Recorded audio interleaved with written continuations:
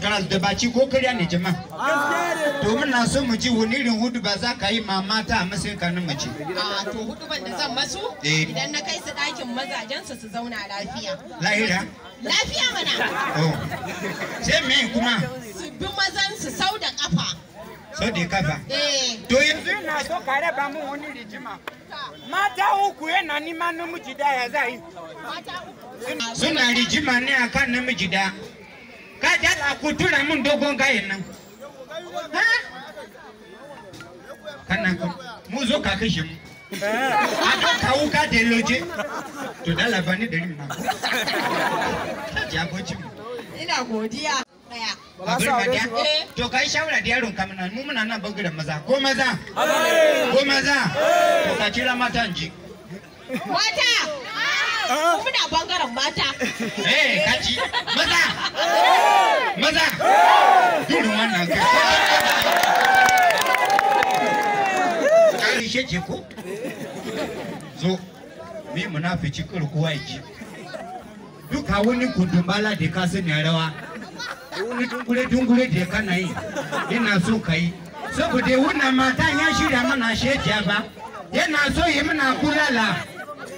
Kana ji ko? Kuma ina son kai ma soyin ka wulayin ka bari mu ji kunya zan mu ci tukurman buru uban ku. DJ, ka nemo waka wanda ka san za a ci duruwa rawa.